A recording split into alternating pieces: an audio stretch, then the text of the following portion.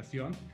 Quiero saludarles a todos y a todas, agradecerles a mis amigos de Voz Jurídica, que creo que me faltó agregar ahí en la síntesis curricular.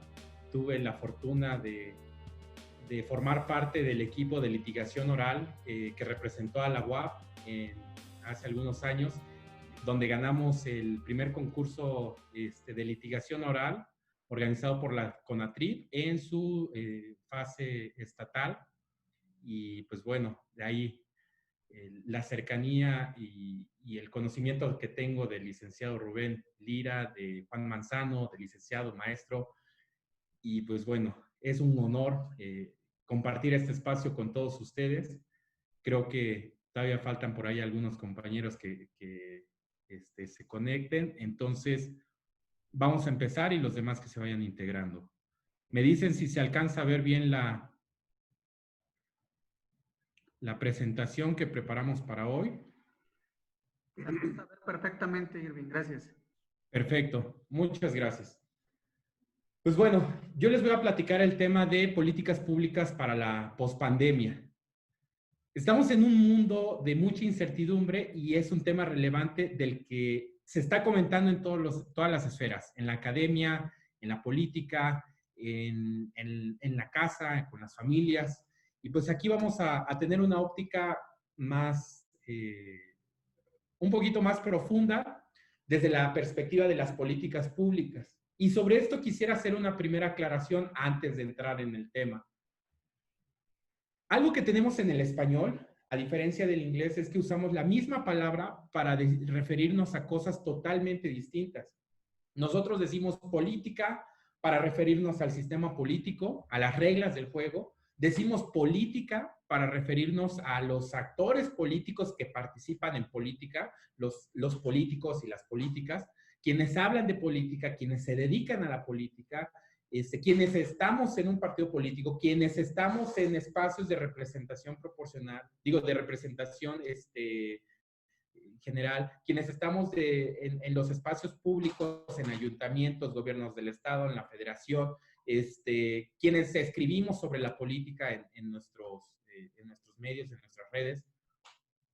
Y en general, también los activistas que están participando en estas dinámicas, activistas de temas de género, de temas ¿cómo se llama?, de derechos de grupos vulnerables, en fin. Y también usamos la palabra política para referirnos a lo que hace el gobierno para atender un problema. En este caso, las acciones específicas que hace el gobierno en su nivel municipal, estatal o federal, y que se puede palpar, se puede apreciar y desde luego se puede evaluar. Entonces, aclarando esto, que la política es un sistema político, las reglas del juego, la política, quienes estamos participando, discutiendo y haciendo política, y por el otro lado, la política como la acción del gobierno, vamos a centrar el debate justo en este último punto, en la acción específica del gobierno, que nosotros aquí en México conocemos como políticas públicas. A ver. Vamos a seguir entrando en esta introducción. El estudio de las políticas públicas es una disciplina que también es una profesión, y en lo general podemos decir que quien se dedica a las políticas públicas es un analista de políticas públicas, un policy maker, alguien que participa en el diseño, implementación y evaluación de estas políticas públicas, de lo que va a hacer el gobierno para atender un programa, para atender, un problema. Y existe todavía el debate de si se trata de una ciencia o de un arte. Y podríamos decir que tiene parte de ambas. Parte de ciencia tiene que ver que es una disciplina que se vale de otras áreas de estudio, como la estadística, como la sociología, como el derecho, como la economía, áreas de estudio que están consolidadas y que le aportan muchísimo. Sin embargo, es relativamente nueva esta área de estudio. se habla que por ahí de la década de los 60 es cuando se empieza a formalizar el estudio, el análisis y el ejercicio de las políticas públicas.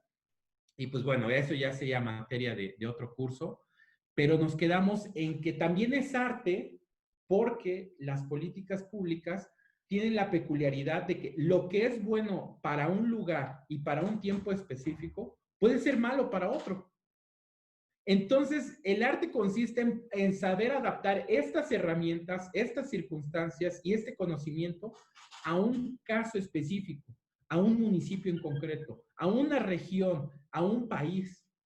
Porque a pesar de compartir muchos elementos en común, digamos, una ciudad que colinda con otra, las circunstancias pueden ser radicalmente distintas. Lo mismo pasa si comparamos entre país y país, entre estado y estado. Vaya, incluso la misma ciudad, el mismo municipio, puede tener problemas radicalmente distintos 10 años después.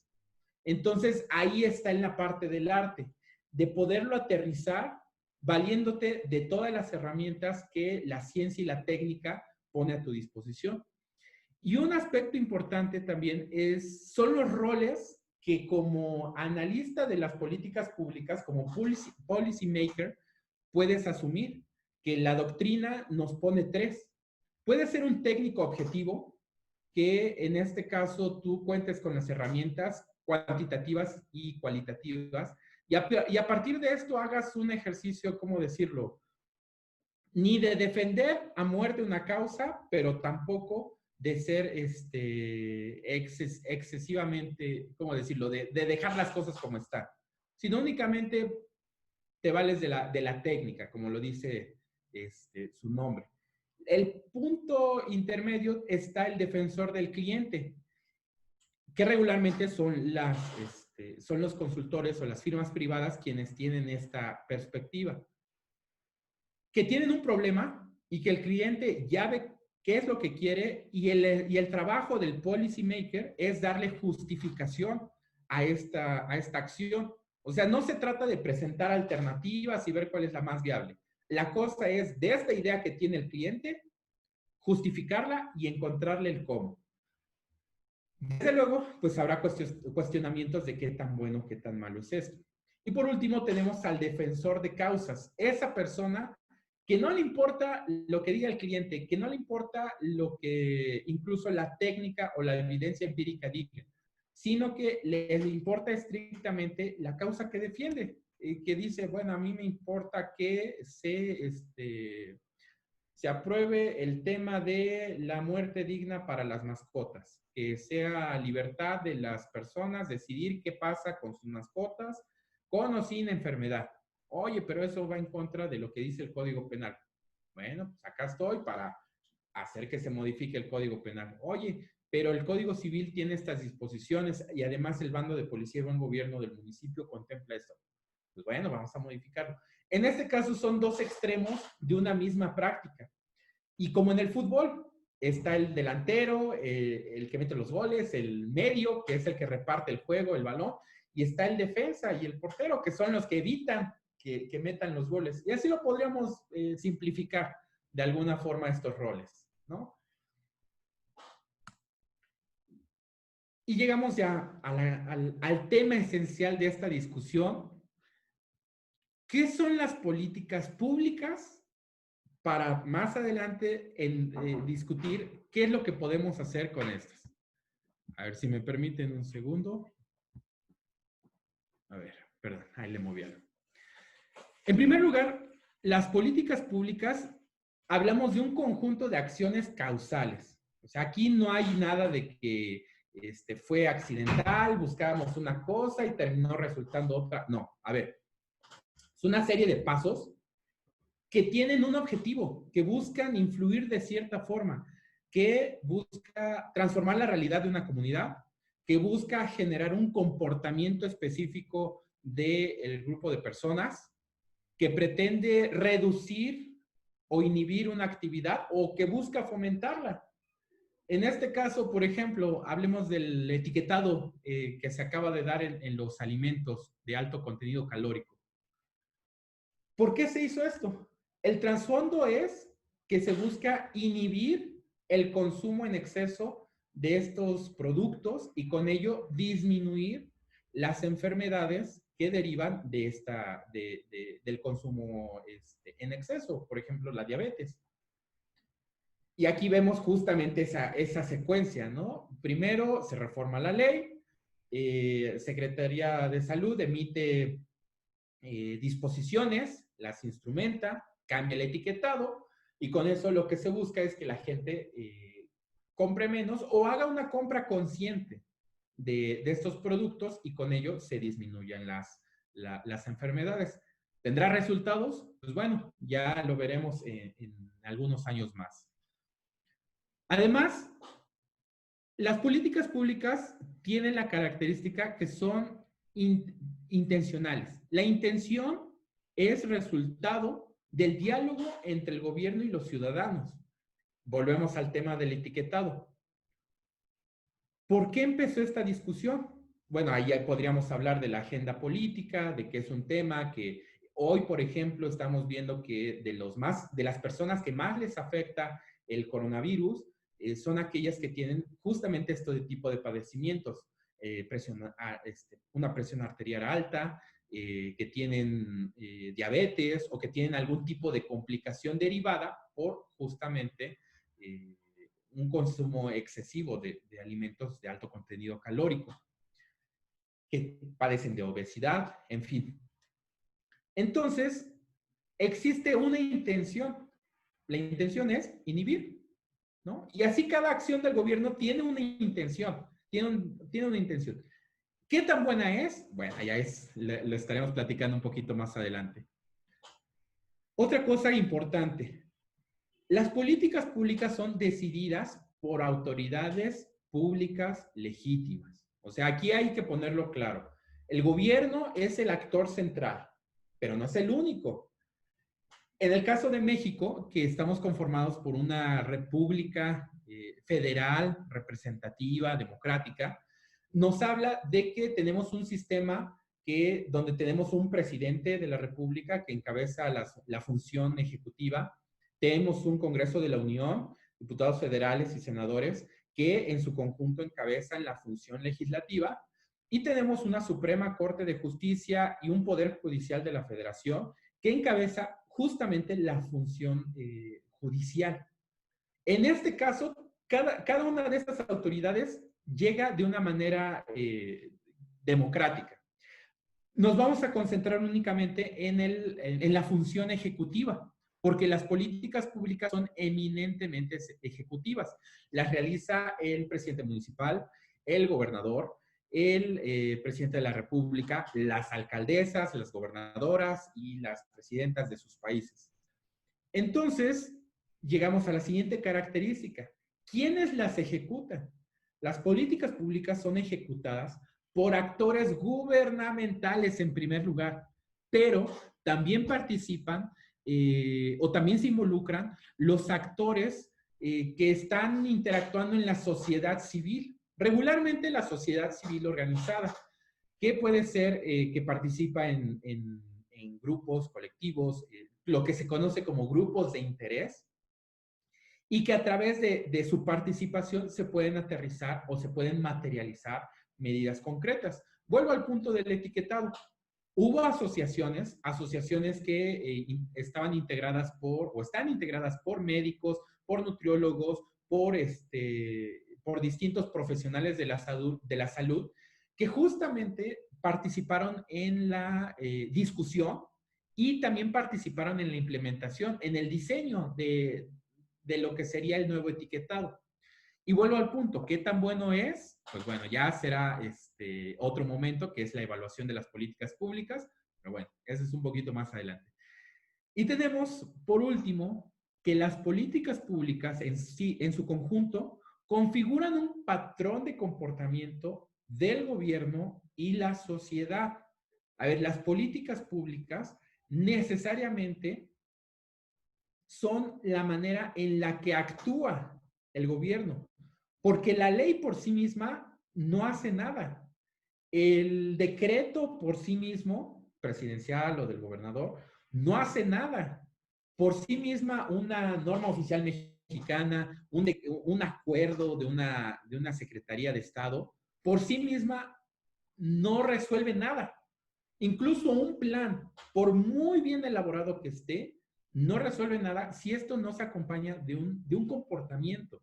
Y no solamente cualquier comportamiento, sino debe estar este comportamiento estructurado, organizado, concatenado, que debe embonar para que en su conjunto, desde la parte que encabeza esa tarea, que puede ser un secretario de Estado, por ejemplo, un secretario de Educación Pública, para el caso de que se implemente una política pública en materia de educación, pero que se instrumenta, o sea, no es como que llega el secretario de Educación y va a las escuelas y él las pinta y él dice a esta escuela le hacen falta 3 computadoras, esta tiene tantos niños, ¿sabes qué? Sí, le podemos poner un techado. No, a ver, existe toda una infraestructura que la componen personas, que la componen los recursos materiales y financieros, y en general, todas las acciones necesarias para lo que se plasmó en un plan se vea reflejado en resultados.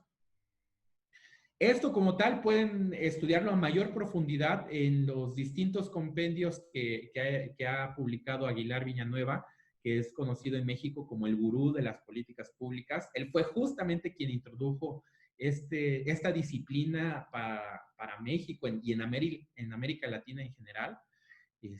Los invito a que, por favor, busquen más bibliografía sobre él, Aguilar Villanueva. Y pues bueno, llegamos a este punto. Los momentos de las políticas públicas. Vamos a distinguir 4 momentos que podríamos resumirlos en estos 4. Desde luego no son los únicos, según el autor pueden ser más, pueden ser menos, pero yo les sugiero esta clasificación. En primer lugar, el estudio de las políticas públicas, las que funcionaron, las que no funcionaron, las que actualmente se están realizando, y que esto nos da como tal una herramienta de estudio académico, de análisis, de reflexión, de comparación. Tenemos la hechura de las políticas públicas, que es el momento en donde funcionarios de gobierno se reúnen para discutir y tomar decisiones sobre qué es lo que va a ser su dependencia, sobre lo que va a ser su gestión para atender una problemática. Ojo, aquí en este momento se distinguen alternativas y se toman decisiones. Viene el tercer momento, que es la implementación. Ojo, esto es importantísimo porque una cosa es hacer la política pública, diseñarla, planificarla, y otro momento es el implementarla. Del plan que tengo, cómo lo aterrizo con los funcionarios de las dependencias que se van a involucrar, cómo lo aterrizo con la sociedad a la que busco beneficiar y desde luego cómo lo comunico. ¿Cómo hago que la gente se entere que estamos haciendo esta medida? Aquí está, en la implementación. Y por último, podríamos hablar de un cuarto momento de las políticas públicas como la evaluación, donde decimos, a ver cómo vamos, tengo estos indicadores, y como en los videojuegos, ¿no? A ver, de este objetivo, ¿qué tanto he completado? ¿No? Pues yo ya voy tanto por ciento, ya voy un 50%, ya llegué a un 100% de las actividades que planifiqué. Ahora, ¿qué resultados tengo? ¿Sí tuvo una influencia significativa o realmente no? ¿Realmente seguimos igual que antes? ¿O incluso nuestra intervención empeoró la situación? Bueno, ese es otro estudio. Estos 4 momentos requieren de profesionales que se involucren a fondo y tienen objetivos distintos. Ojo, el tema de las políticas públicas no está restringido a un área de estudio. De hecho, es reciente la creación de programas de estudio en esta disciplina. Recientemente se abrió en el CIDE la licenciatura en políticas públicas, pero a ver, no es como la práctica de la abogacía, donde sí necesitas cursar la licenciatura en Derecho para poder postular, que recientemente se abrió también en los consultores jurídicos. En este tema participan abogados, participan economistas, participan ingenieros, médicos, en general puede participar cualquier área, cualquier disciplina. ¿Por qué?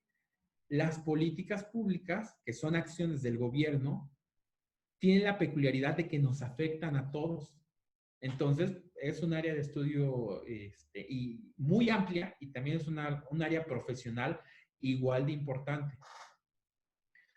Vamos a hablar en particular de la hechura de las políticas públicas. La doctrina nos dice que el proceso metodológico, que es un proceso metodológico, que hay un proceso metodológico que nos da un resultado. Dependiendo el autor y dependiendo la doctrina que sigamos, nos pueden hablar hasta de 8 pasos, nos pueden hablar de un árbol de problemas, de una serie de objetivos, 3 corrientes, o sea, hay infinidad de posturas. Pero a grandes rasgos, todas comparten en común estos 5 puntos. El primer momento es definir el problema, porque a ver, ¿cómo vas a solucionar un problema si no sabes qué está pasando? ¿Vale? Para esto ya requieres de expertos en los temas. Y ojo, que un policymaker, un profesional de las políticas públicas, no va a ser experto en todo, no es un todólogo, que lo mismo sabe de pandemias, que de salud, que de economía, que de consumo de alimentos con altos niveles de azúcar. No, a ver, el policymaker lo que tiene es un amplio conocimiento de la metodología para justamente, en primer lugar, definir el problema. En segundo lugar, hay un planteamiento de alternativas. A ver, tenemos este problema y de lo que tenemos hay estas opciones. Primero, no hacer nada. Segundo, opción A, va a implicar estos recursos y a manera general va a implicar estas acciones. Opción B, podría ser esta otra alternativa con estos recursos. Opción C. Y a partir de eso decir, a ver, de las opciones presentadas, ¿cuál es la mejor? De la mejor, ahora sí la desarrollamos. Hacer un diagnóstico más profundo, hacer un estudio a nivel técnico, a nivel de impacto ambiental, a nivel financiero, ya más específico, y pues bueno. Sobre esto, y ya que se reconoce la viabilidad de este proyecto, procedemos a la implementación. A ver, ya tenemos este plan, que es el bueno, y que se ajusta al presupuesto del que disponemos. Ahora, vamos a traducirlo, vamos a bajarlo a tierra. ¿Qué dependencias va a involucrar? ¿Qué personal va a necesitarse? ¿Va a ser necesario contratar a nuevas personas o con las que ya tenemos es suficiente? ¿Será necesario destinarle una partida presupuestal? Implica, además del gasto ordinario, que son sueldos, viáticos y los insumos de la oficina, va a ser necesario comprar equipo especial, equipo adicional. ¿Qué es lo que nos dice la gente en la calle a la hora de implementarlo? Los beneficiarios, ¿qué dicen? ¿Está respondiendo, no está respondiendo? ¿Falta? Eso corresponde a la implementación. Y por último, mencionamos la etapa de evaluación. Algo que tienen las políticas públicas en su proceso metodológico es que estos pasos no siempre se mantienen en el paso 1, paso 2, paso 3, paso 4. No siempre es definir el problema, plantear alternativas, desarrollar propuestas y hacer su implementación y luego su evaluación. Por ejemplo, el tema de la evaluación es una constante que se debe aplicar en todo el momento, en todos los momentos, en todos los pasos, y que guarda estrecha relación con el momento de implementación. ¿Por qué? Que tú sepas cómo te está yendo al momento de implementarlo, te va a permitir que hagas ajustes. ¿No? ¿Sabes qué? Métele más, apriétale aquí. No, ¿sabes qué? Aquí bájale, aquí sube. O sea, y también es hasta cierto punto lo que consideramos como arte en la hechura de las políticas públicas. Ahora, en el tema de las intervenciones que puede hacer el gobierno para implementar esto, porque ojo, partimos del presupuesto que el hacer una política pública es que el Estado intervenga en la actividad de la sociedad, en la actividad económica. Por ejemplo, podríamos hablar de políticas genéricas. La teoría económica nos dice que la intervención del Estado se justifica cuando hay una falla de gobierno, cuando hay una falla de mercado o cuando hay una falla de gobierno. Información asimétrica, monopolios, que hay, que nos habla de que no está funcionando bien la economía y que por sí misma no está haciendo que se solucionen los problemas de los integrantes de esta comunidad, de esta sociedad. Podríamos hablar de 3 grandes políticas genéricas, que es lo que está a disposición de todos los gobiernos, de qué es lo que pueden hacer. En primer lugar es la liberación de mercados. Es una herramienta con la que cuentan todos los gobiernos, donde interviene el Estado en su economía. ¿Qué implica la liberación de mercados? Desregulación, legalización, privatización. Podríamos hablar de sectores como el energético, sectores como el farmacéutico, sectores como el financiero, como la industria del petróleo, la industria de la luz, de la generación y distribución de luz eléctrica, en fin. Son áreas que en distintos países lo abordan de distintas formas. Hay lugares donde son empresas privadas las que proveen estos servicios. Hay lugares como en México donde son empresas públicas. Hay lugares donde es parte y parte. En fin, es una de las posibilidades que se tiene. Por otro lado, tenemos la situación de facilitar mercados, nuevos mercados. ¿Qué es lo que puede hacer el gobierno? A ver, ¿sabes qué? La primera herramienta, y que es en la que se fundan muchas de las instituciones occidentales que hoy tenemos, los derechos de propiedad. ¿Cómo vamos a defender algo si no sabemos de quién es? ¿Es de la persona que lo compró? ¿Es de la persona que lo desarrolló? ¿Es de la persona que lo vendió? ¿Es de la persona que lo está guardando, cuidando en ese momento? En esa parte, el Estado puede intervenir definiendo, ¿sabes qué? Estas son las reglas, de esta manera eres tu dueño. Si yo les pregunto sobre derechos de propiedad, de inmediato ustedes me van a decir, por supuesto, bienes muebles, bienes inmuebles, esta es mi casa, acá tengo mi escritura, tengo mi contrato de compra-venta, tengo mi instrumento notarial, Y en eso existe claridad.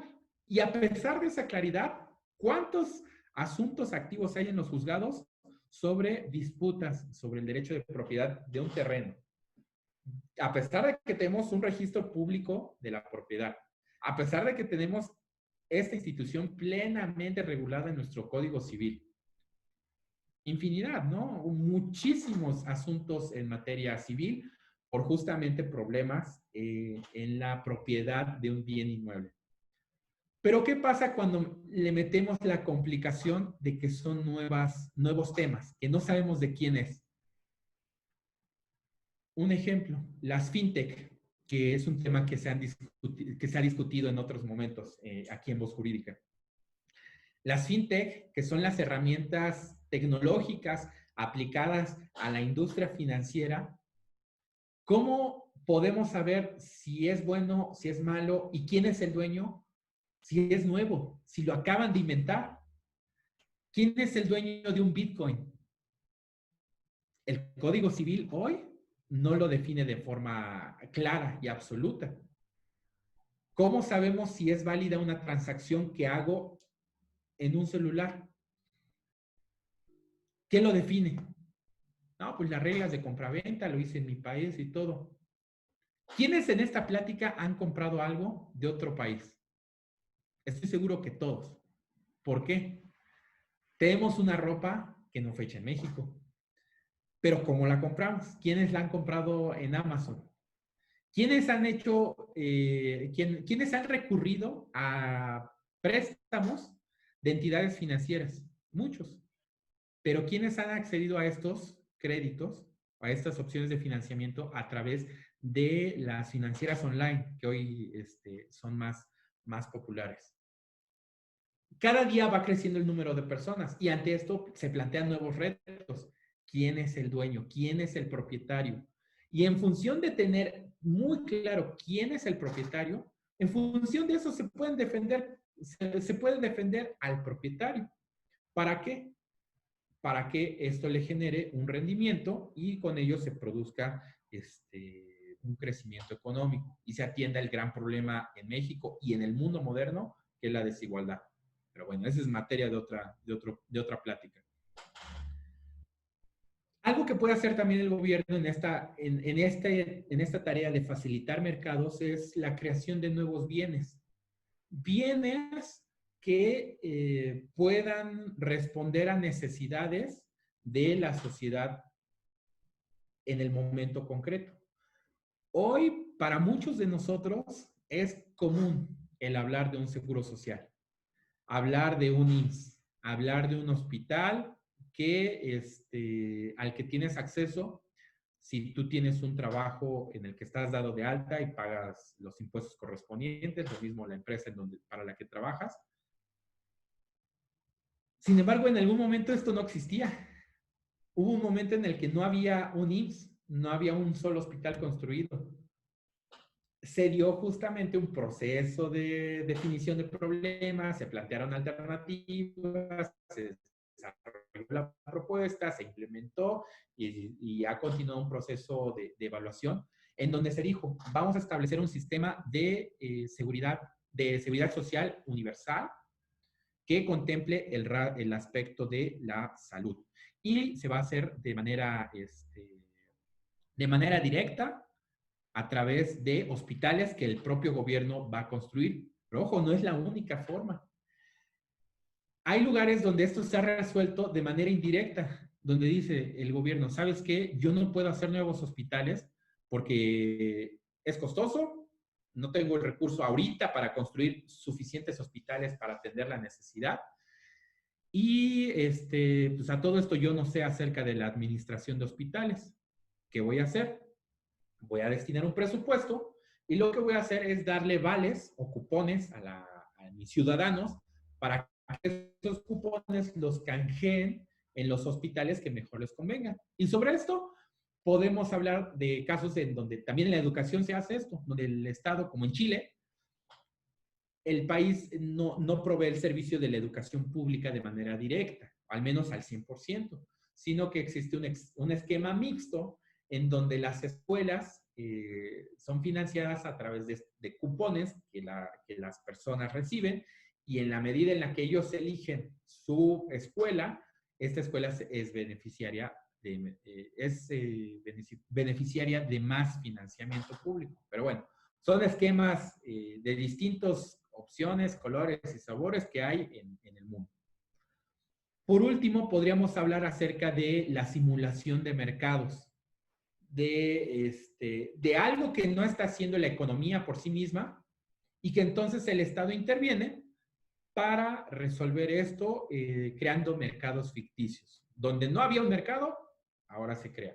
Y el ejemplo perfecto son las subastas que hacía el SAI, el extinto Servicio de Administración y Enajenación de Bienes, hoy el Instituto para Devolverle al Pueblo lo Robado, que más allá del nombre y de la controversia o el sensacionalismo que pudiera generar, algo que hace este organismo, este ente de la administración pública, es recursos de procedencia ilícita, que en este caso se ve traducido en inmuebles, en vehículos, en distintos artículos que fueron incautados o que fueron recogidos por la administración pública de alguna forma a través del ejercicio de la acción penal, a través del ejercicio de un procedimiento administrativo de ejecución en materia fiscal, no sé, a través de las distintas vías jurídicas que existen, a través de la incautación de estos bienes. Lo que hace el Estado es saber, estos bienes que aquí están, que los tengo en físico, los voy a colocar de esta forma a través de este instituto. Pero no es lo único. Existe la subasta también en el sector financiero, en lo particular en el sector monetario, en lo que tiene que ver con la actividad monetaria. Subastas que hace el Banco de México para colocar bonos, para colocar deuda pública, para colocar divisas, en fin, una serie de instrumentos que hay materia de otra plática, de otro curso, ya un poquito más técnico. Podemos hablar del sector energético, en donde se estuvo generando subastas para ofertar distintos servicios de generación de energía limpia, que en su momento provocaron que en México tuviéramos la tarifa de energía limpia o de energías verdes más barata del mundo. Por un tiempo en México tuvimos la tarifa más barata del mundo, por justamente estos mercados artificiales que se generaron. Pero bueno. Un punto fundamental de las políticas públicas, es que se tratan de trajes a la medida. En esto quiero insistir muchísimo, porque luego sale, es que en Nueva Zelanda hicieron esto y por eso en México va a funcionar. A ver, Nueva Zelanda tiene otra realidad. En Nueva Zelanda, que están en el continente de Oceanía, perdón, tienen poca colindancia con distintos países, no tienen al lado a la principal economía en el mundo o a una de las principales economías del mundo, no tienen nuestra población, no tienen nuestras características culturales. Hay muchas cosas que suceden en Nueva Zelanda que no suceden aquí y viceversa. Debo insistir en esto de que son trajes a la medida porque ahí es donde radica el aspecto del arte de las políticas públicas. Insisto, lo que es bueno para un país puede no ser bueno para otro. Lo que es bueno para una ciudad puede no ser bueno para otro. ¿Y cómo sabemos cuál es la buena? Con un buen diagnóstico y con un buen análisis de las alternativas que disponemos. Y en esto seguimos en la discusión. Bueno, y luego de la pandemia, ¿qué hacemos? Ya platicamos de políticas públicas, ya tenemos una noción, ok, está el gobierno, va a hacer esto, puede intervenir, ok, fantástico. Tenemos una situación por demás conocida para todos, que creo que nos ha afectado a quienes estamos en esta plática en más de un nivel. El coronavirus nos ha afectado a todos. Incluso habrá quienes estén escuchando esto que ya se hayan infectado del virus o bien algún familiar directo lo haya padecido, incluso haya dejado estragos y consecuencias irreversibles.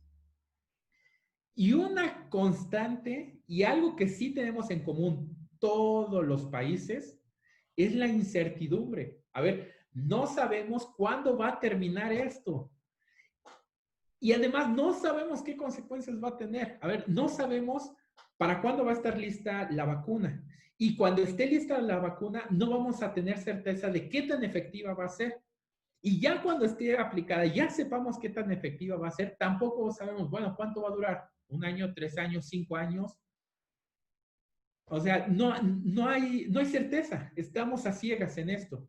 Y no sabemos de qué manera nos va a afectar a todos. Y que estoy seguro que de los que estamos aquí en esta plática, más de uno ya cambió sus hábitos de sueño, ya cambió sus hábitos de lo que hacían normalmente en su semana. Para los que estaban estudiando, les modificó por completo su rutina. Y eso a nivel individual. Ahora, ¿qué pasa cuando lo elevamos a nivel población de un país? Son cambios que los vamos a sentir durante los próximos 5, 10, 15 años y pues ahí van a estar. O sea, va a ser una generación marcada por esta actividad, por este acontecimiento. Y sobre esto vamos a platicar sobre algunas reacciones que ha habido en el mundo sobre el coronavirus. Y vamos a ser un poquito más rápidos porque ya se nos está acabando el tiempo. Vamos a hablar de Taiwán. Taiwán es un país que colinda con China, el país donde brotó esto. Ya anteriormente habían tenido una experiencia de esto, sobre ¿cómo se dice? Por el brote de una nueva enfermedad similar a lo que hoy tenemos del coronavirus. En su momento me parece que la gripe porcina o la gripe aviar, algo así. Y ya tenía cierta experiencia de esto, que fue hace un poquito más de 20 años. ¿Qué hizo Taiwán? Curiosamente, ellos no cerraron actividades. Lo que sí hicieron fue que en cuanto estalló la bronca, cerraron sus fronteras. Nadie entra, nadie sale. Y otra cosa que hicieron y que fue muy cuestionada fue el rastreo de personas que evadían la cuarentena a través del chip en los celulares. Del chip en los celulares de todas las personas, con eso rastreaban quiénes fueron detectados positivos. De estas personas, si tuvieron contacto con más gente, si salieron de sus hogares y en medida del incumplimiento, pues les aplicaban una sanción. Y pues bueno, les dio resultados y hoy son uno de los países con mayores, con mejores resultados en cuanto al combate de la pandemia. Pero, desde luego, un cuestionamiento fuerte en cuanto a su manejo por el respeto, o más bien la falta de respeto a la privacidad de las personas con esta medida del rastreo de personas a través de su chip, de su teléfono. Otro ejemplo es Nueva Zelanda, que tuvo una reacción distinta, que fue rápida y agresiva. En el momento en el que se detectó el primer caso, cerraron toda su economía. Primer caso detectado, cierran cortina de la economía y eso sucedió el 28 de febrero.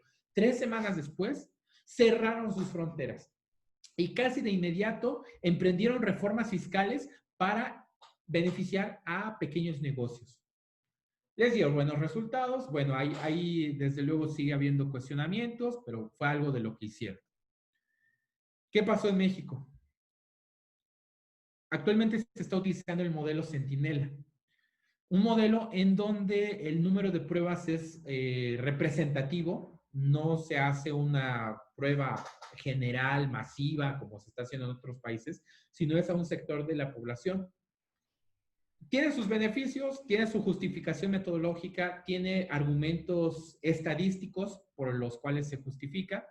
Sin embargo, una realidad es que se están haciendo pocas pruebas y eso ha sido una constante.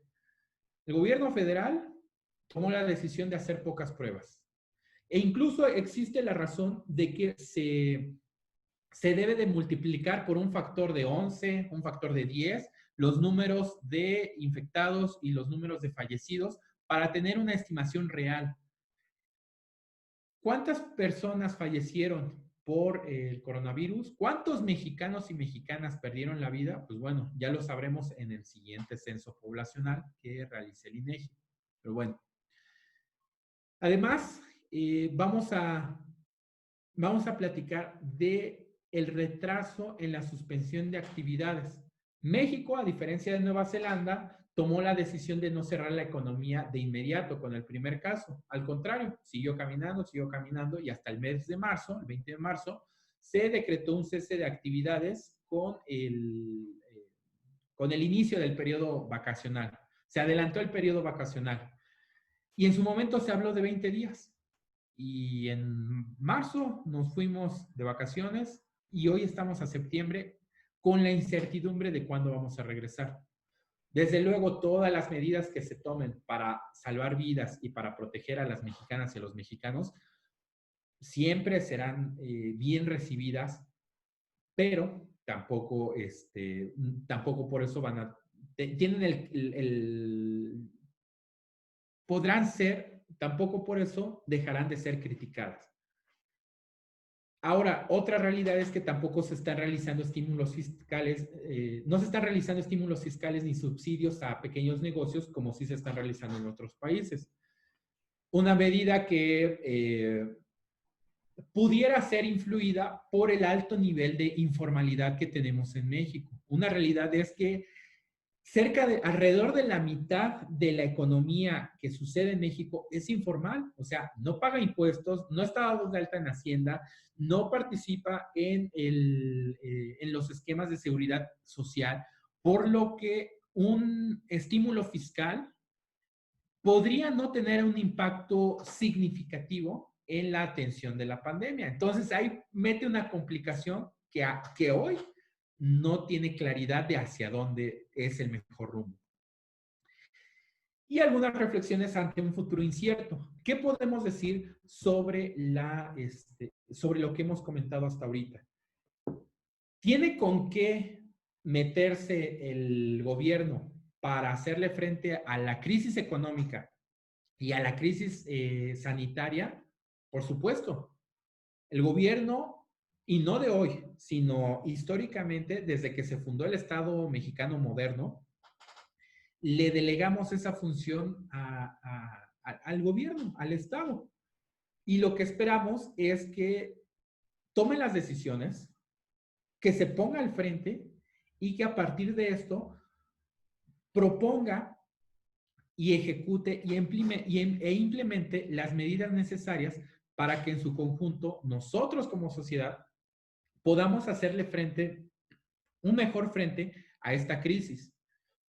Y de ahí podríamos hablar de la teoría económica que nos habla de las acciones contracíclicas, que nos dice, bueno, cuando la economía va bajando, tienes estos instrumentos, puedes fomentar estimular el mercado, bajando las tasas, aumentando el acceso al financiamiento, a los privados, puedes hacer aquí y allá para provocar un repunte.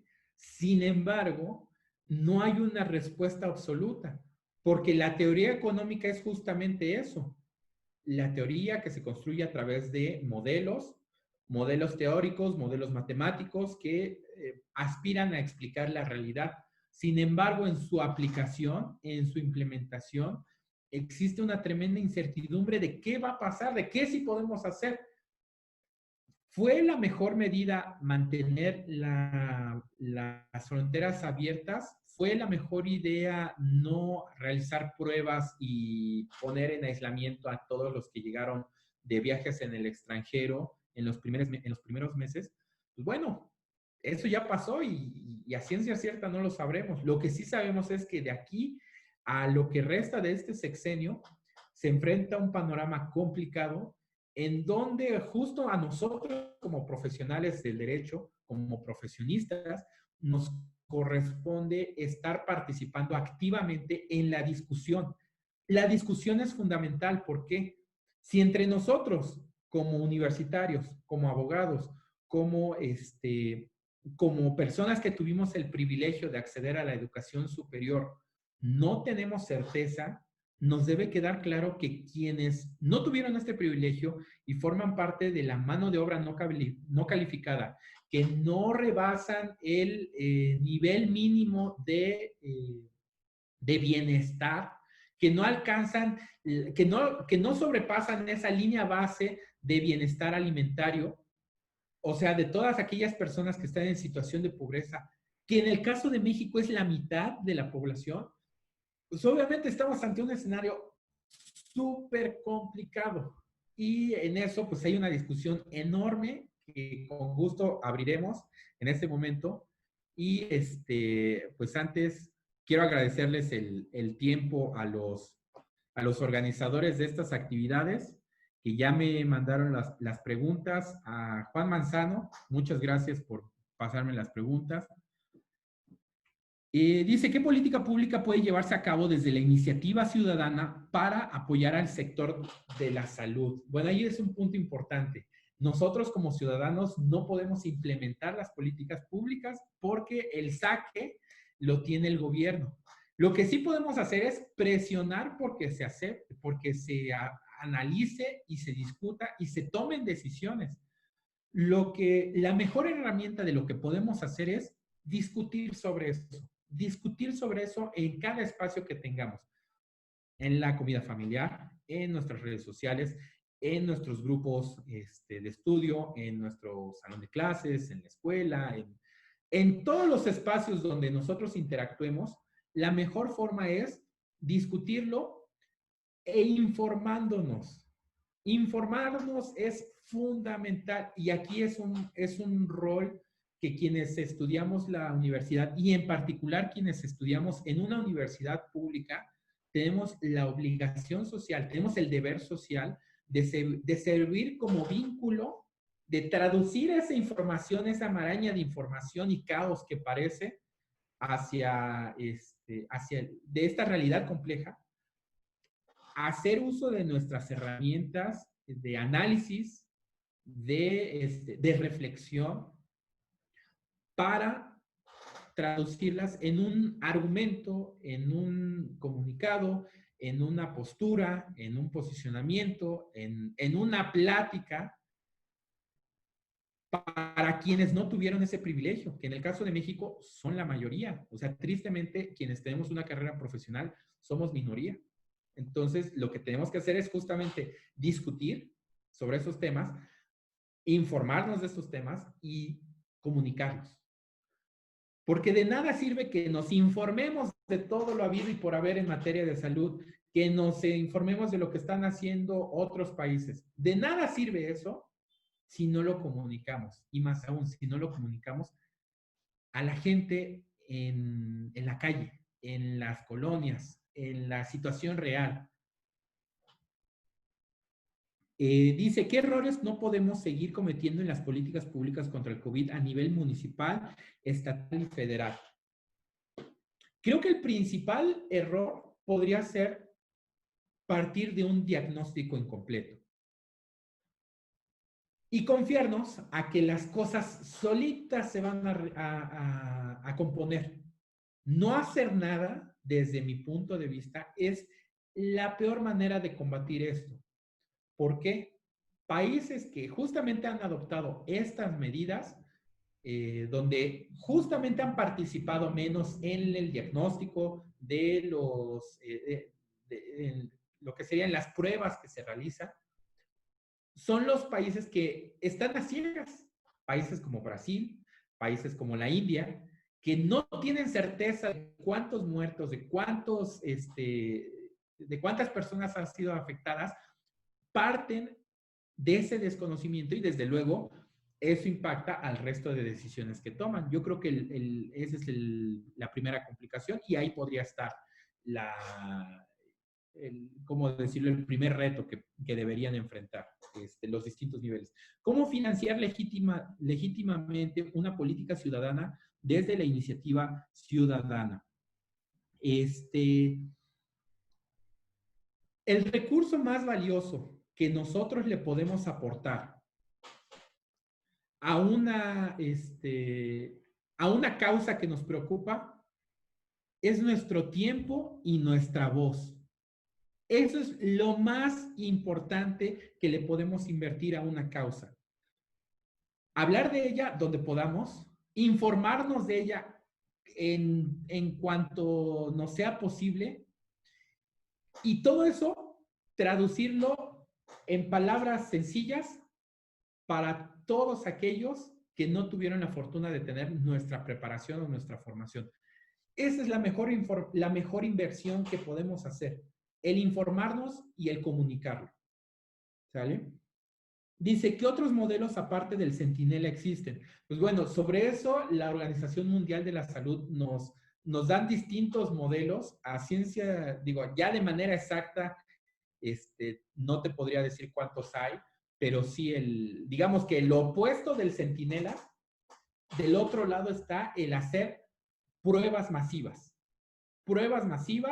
a la población en general. Pruebas masivas constantes. Ese es, digamos, lo opuesto al modelo Centinela.